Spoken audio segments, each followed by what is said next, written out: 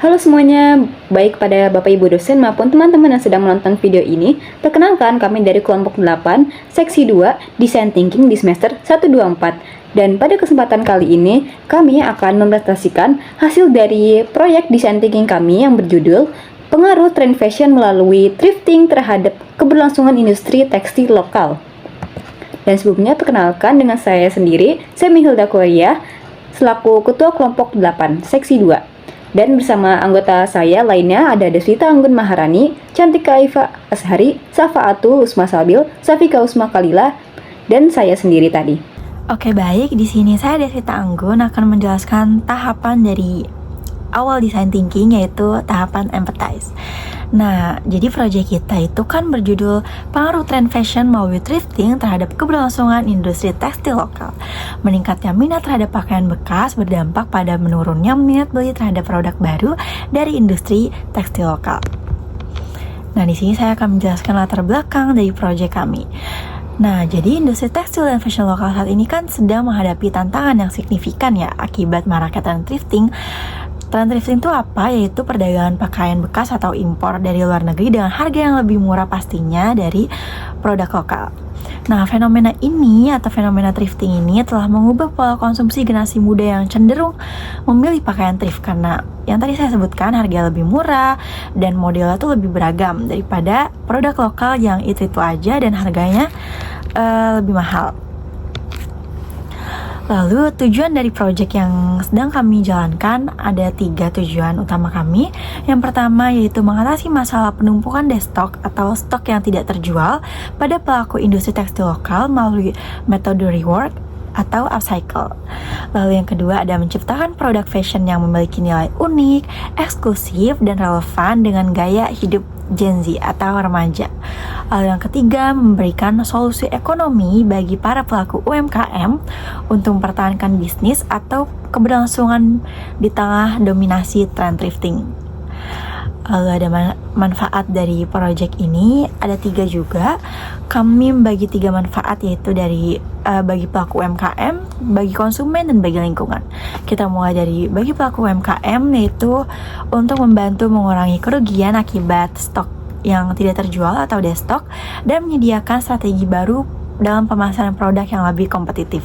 Lalu yang kedua, bagi konsumen itu kita memberikan alternatif produk fashion yang unik, eksklusif, dan terjamin kebersihannya dibanding produk thrift impor yang biasanya langsung dikarungin dan lebih kotor atau nggak higienis. Lalu untuk lingkungan, kita itu mendukung gerakan circular economy melalui minimalisasi limbah tekstil dari produk yang nggak terjual. Lalu target atau luaran kita ada 2. Yang pertama, prototype produk fashion hasil transformasi atau hasil upcycle dari destock tadi yang tentunya fungsional, estetik, dan memiliki nilai jual yang lebih premium dari thrifting. Lalu yang kedua,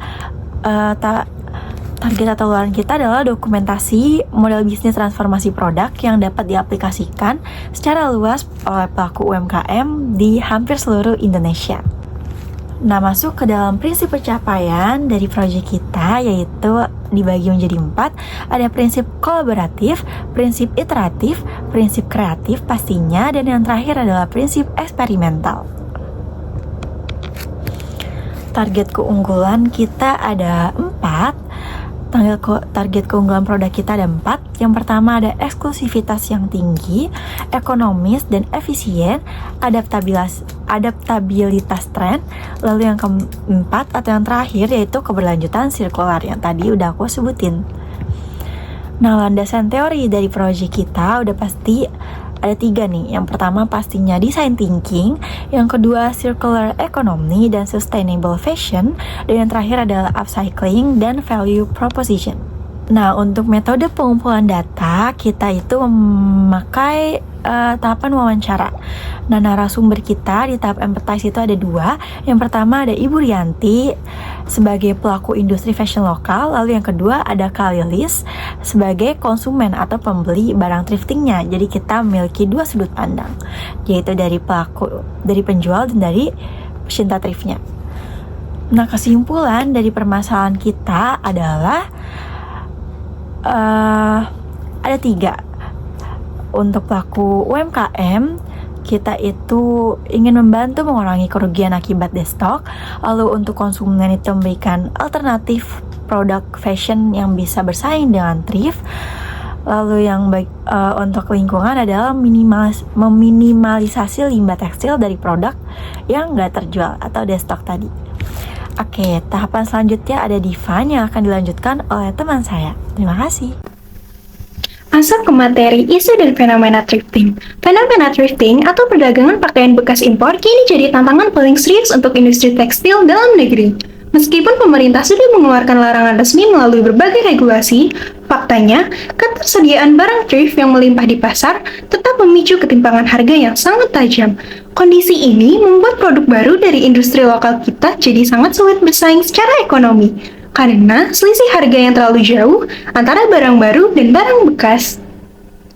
Masuk ke materi, dampak bagi UMKM. Dampaknya sangat nyata bagi keberlangsungan UMKM. Terjadi penurunan hasil penjualan yang drastis karena mereka tidak mampu menandingi harga jual pakaian bekas yang sangat murah.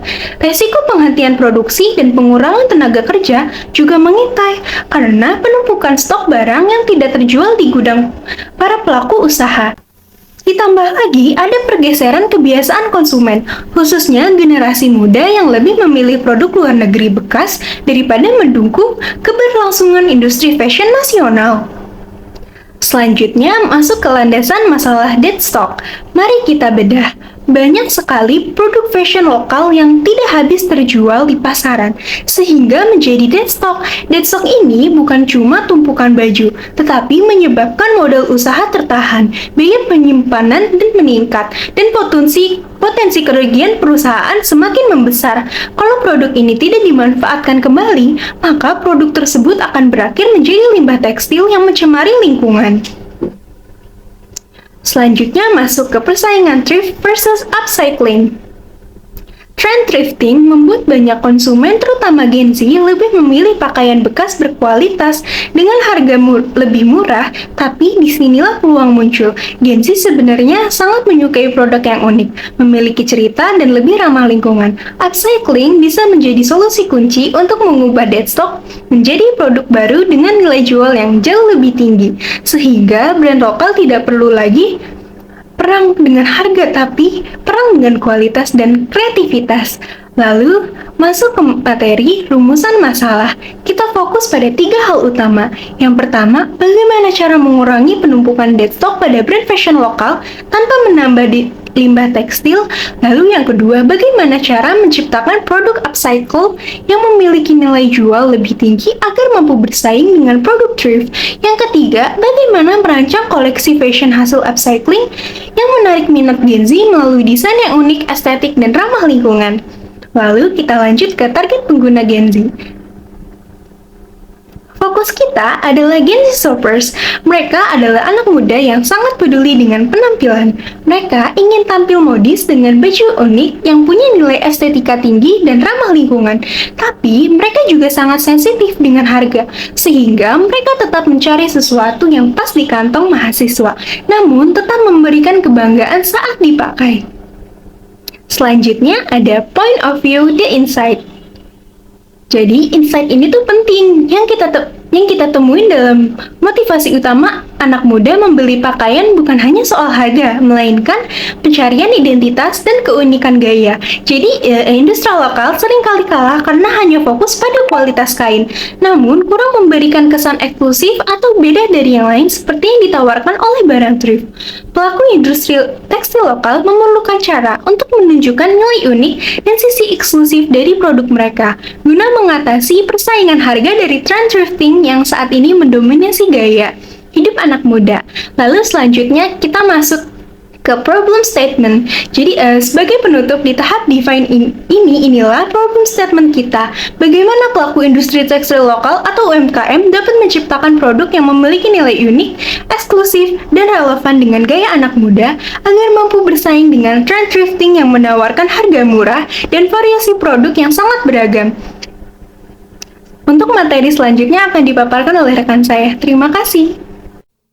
Selanjutnya, pada tahap ideat, kami melakukan brainstorming untuk mencari berbagai ide sebagai solusi dari permasalahan yang sudah ditemukan. Setiap anggota kelompok memberikan 2 ide, kemudian semua ide dikumpulkan, digabungkan jika memiliki konsep yang sama. Lalu diskusikan bersama untuk menentukan ide yang akan dikembangkan pada tahap selanjutnya. Berikut merupakan dokumentasi saat kami melakukan diskusi kelompok. Dari hasil brainstorming, kami berhasil mengumpulkan 10 ide, yaitu Official Local Thrift Section, Local Fabric Innovation atau tekstur unik, Rework and Upcycle Project Transformasi Design, Modular Accessories Transformation alih fungsi produk, Trade and Transform, Limited Drop and Local Brand Membership, Matching Set Fashion Collection, Mix and Match Local Brand, Cosplay Custom Maker, and Customized Textile Accessories. Setelah semua ide terkumpul, kami melakukan voting untuk memilih ide yang paling potensial. Hasilnya terdapat 3 ide terbaik. Yang pertama, Exclusive Sensory and Limited Drop, gabungan ide 2 dan 6, yaitu menggabungkan inovasi bahan dengan tekstur yang unik dan sistem penjualan limited drop agar produk terasa lebih eksklusif.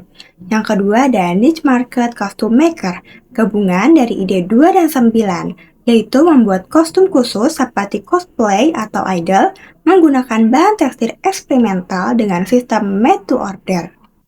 Yang ketiga ada Upcycle and Restep Product Rework Project, gabungan ide 3 dan 4, yaitu mengolah kembali stok lama atau dead stock menjadi produk baru yang mengikuti tren, serta memanfaatkan sisa bahan menjadi aksesoris yang lebih fungsional. Setelah melalui proses diskusi dan voting, ide yang akhirnya dipilih sebagai solusi akhir adalah Upcycle and Resell Product Rework Project. Solusi ini dipilih karena mampu menjawab beberapa permasalahan sekaligus, seperti penumpukan stok lama atau di stok akibat kalah bersaing dengan produk thrift, limbah tekstil dari produk yang tidak terjual, serta kebutuhan konsumen khususnya generasi Z yang semakin peduli terhadap lingkungan dan menyukai produk fashion yang unik, eksklusif, tetapi tetap memiliki harga yang terjangkau.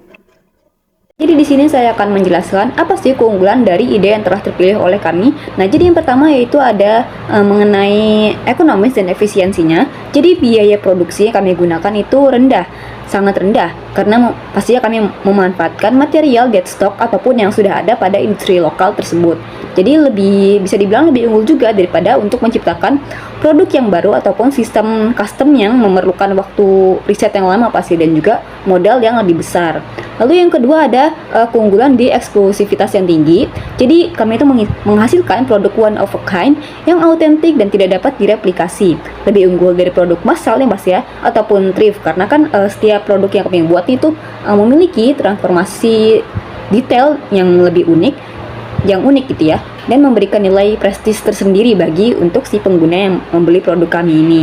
Lalu yang ketiga ada keunggulan pada adaptabilitas tren. Jadi produk kami itu mampu untuk merespons terhadap tren gaya anak muda secara yang instan melalui transformasi desain ataupun freestyle. Jadi itu produk kami memberikan variasi yang lebih segar, higienis dan juga pasti lebih baik dibandingkan tumpukan baju thrift importan yang dijual.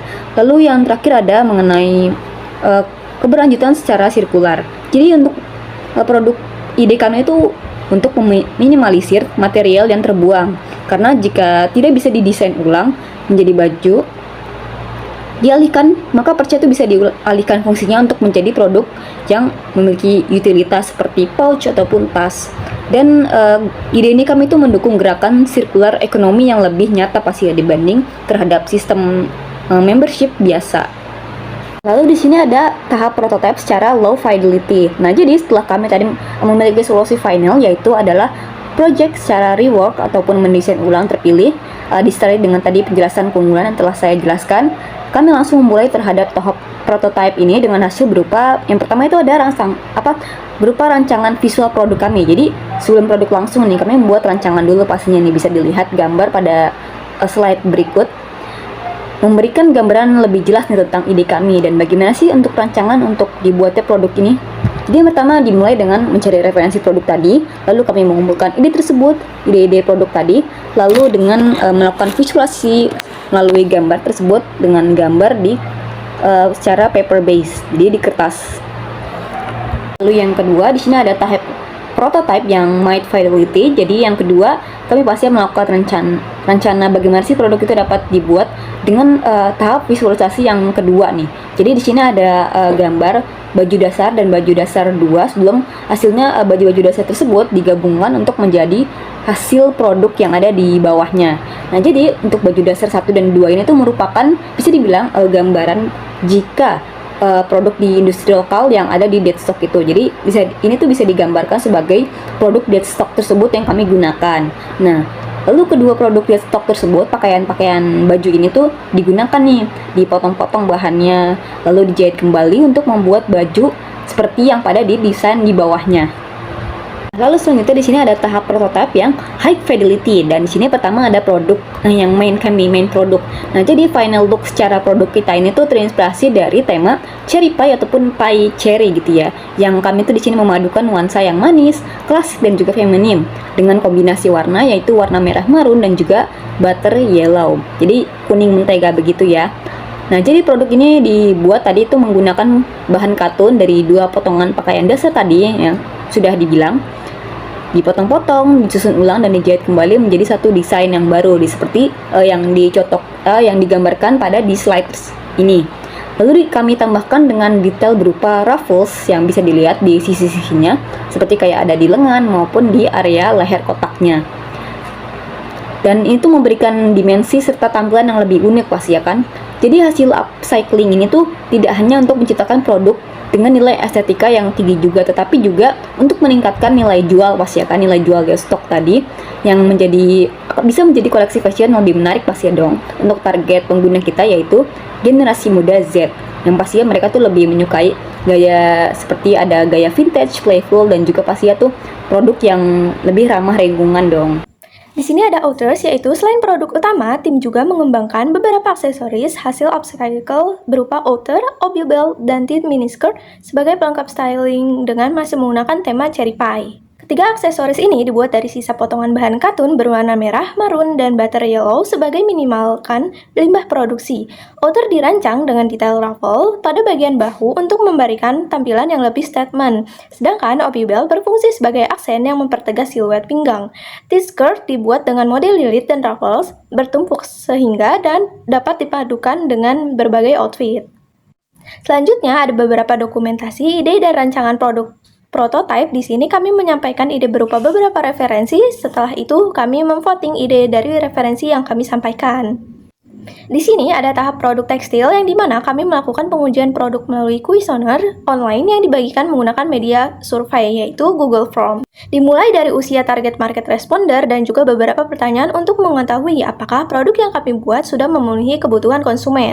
Dan dari kuesioner tersebut mendapatkan 80 responder dengan usia dominan 18-19 tahun dan 78,8% konsumen.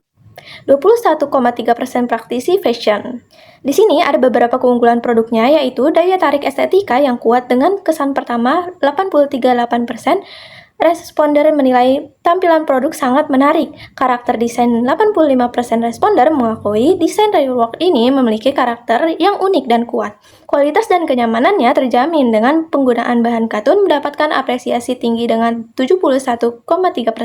Dan juga kenyamanan mayoritas responden merasa produk ini sangat nyaman saat digunakan.